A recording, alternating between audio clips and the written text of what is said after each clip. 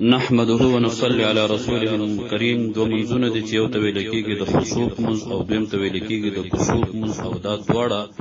د احادیثو د رسول الله صلی الله علیه وسلم نه ثابت دي، او د دې دواړو منځونو کول د سنت عمل دی. خسوف منځ دا د شپې کېږي، کسوف منځ دا د ورځې کېږي. خسوف منځ دا د شپې په هغه وخت کې او په هغه ټیم کې کېږي کله چې سپوږمۍ توره شي او تندرې ونیسي، نو په دغه وخت کې 2 رکعاته نفل کول د سنت دي. علاوه د دینه د الله تعالی ذکر کول، الله ته رجوع کول، استغفار وای او دغه شانتي دعاګانو ته متوجه کېدل دا پکار دي. خسوف دا په هغه وخت کې کېږي کله چې نور تور شي او تندرې ونیسي، نو په دغه وخت کې په دغه ټیم کې کچرته دا اوقات هغه نه چې په کوم وخت کې موږ کول مکروه وي، نو بیا په دغه وخت کې 2 رکعات نفل کول په جمع سره په جمعات کې او دغه شانتي تلاوت جهرن کول دا مسنون عمل دی. دې کې دا یاد ساتل پکار دی چې د دې قرات هغه به زیات وي، رکوع به مقدوي او دغه شانتي سجدي به مقدوي، او د هغې نه وروسته امام صاحب له پکار دی چې وعظ او قران کې رب العالمین فرمایي وهو الذي جعل الشمس ضياء والقمر نورا.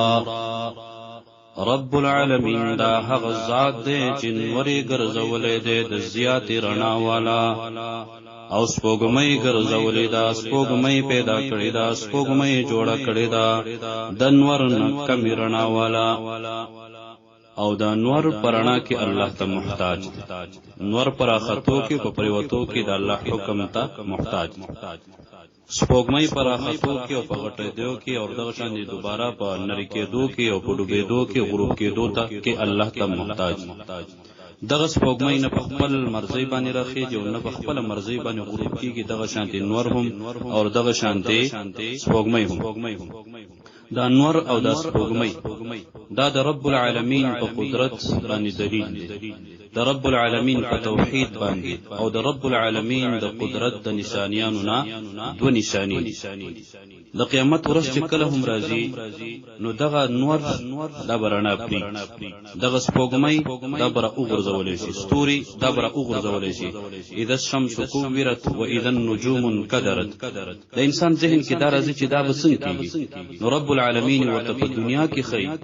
د قیامت نه مخکې ورته خی چې څنګه سپوږمۍ اوستوريږي، د سپوږمۍ رڼا ختميږي، څنګه چې نور اوستوريږي د نور رڼا ختميږي، د قیامت ورځ بعد د نور رڼا هغه مکمل ختم شي، د سپوږمۍ رڼا هغه مکمل ختم شي. دغه شانتي رب العالمین فرمایي په سورة اعراف کې والشمس والقمر والنجوم مسخرات بأمره الا له الخلق والامر. د سپوږمۍ د نور د ستورو مالک او خالق هغه صرف الله تعالی دی. الا له الخلق والامر، پیدائش د الله کړی دی او اختیار د چلولو هم د رب العالمین سره دی. نو دغه سپوږمۍ او ستوري د الله تعالی حکم ته محتاج دي، نور د الله حکم ته محتاج دي. په حدیث د بخاری او مسلم کې راځي، د حدیث راوی مشهور صحابي رسول حضرت ابي موسی الاشعري رضی الله تعالی عنه دی. هغه فرمایي خسفت الشمس، د نور رڼا ختم شو، نور تندر راونیولو.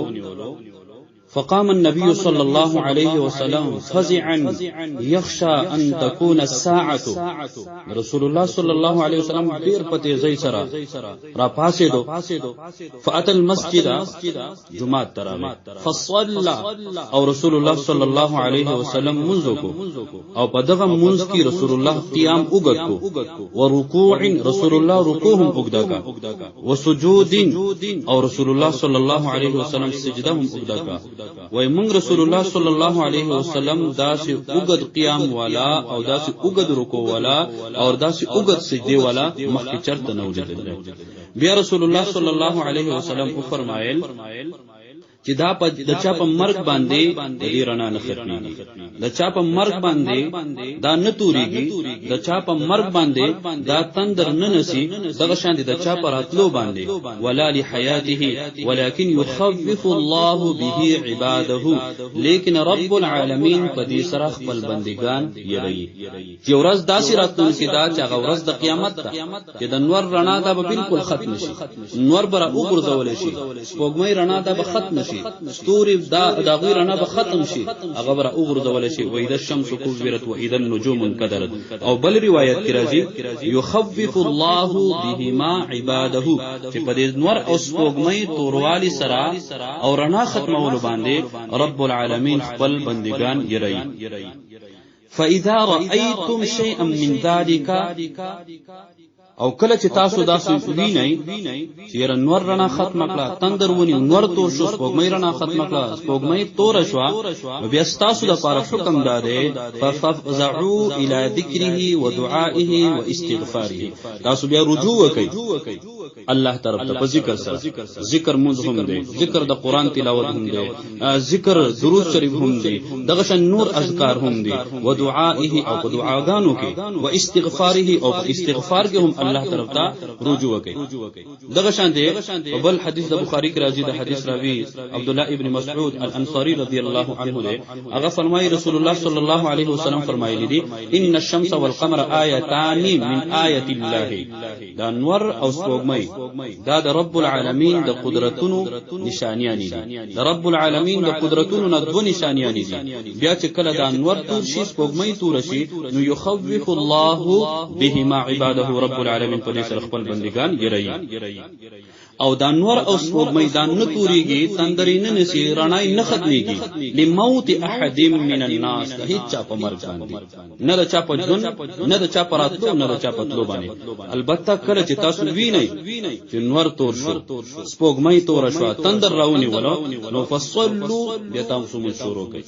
ودعوا الله او د الله نو دعاګانې شروع کوي تر دې پوري چې د غرنا واپس راشي دغه شنه په حدیث بخاری شریف کې راځي دا حدیث راوی ابو موسی الاشعری رضی الله تعالی عنہ دا فرمایي چې کله نور تندر ونیولو رسول الله صلی الله علیه وسلم په جلتی سره پاتې فزعا يخشى ان تكون الساعه رسول الله دا خیال وکړو چې قیامت قائم شو نو فاتى المسجد راغ جمعه نو فصلى رسول الله صلی الله علیه وسلم مزو ومنذ کې رسول الله قیام باطول قیام ډیر زیات وګړي ورکوع وسجود رکوع هم وګدا کلا سجده هم وګدا کلا وای داسې وګدا رکوع داسې وګدا سجده او داسې وګد قیام من رسول الله صلی الله علیه وسلم نه دی لیدل بیا رسول الله صلی الله علیه وسلم وعظ او نصیحت وکړو چې دا د چا پتلو او د چا پراتلو باندې نکیږي بلکې دا د رب العالمین د قدرتونو نشانیان دي ام المؤمنین حضرت عائشہ صدیقہ رضی الله تعالی عنها فرمایي چې رسول الله صلی الله علیه وسلم په دور او وخت او زمانه کې خسفت الشمس في حیات النبي صلی الله علیه وسلم نور رڼا ختم شو نور تور شو نو فخرج الى المسجد رسول الله صلی الله علیه وسلم په عمل په دغه وخت کې فخرج الى المسجد جمعه تلار د نورو دا قسمه معلوماتي ویډیوګانو د پاره زموږ چینل سبسکرایب کړئ او د غنټې نشان کلیک کړئ زموږ نوې ویډیوګانې تاسو ته په وخت ضرور رسیږي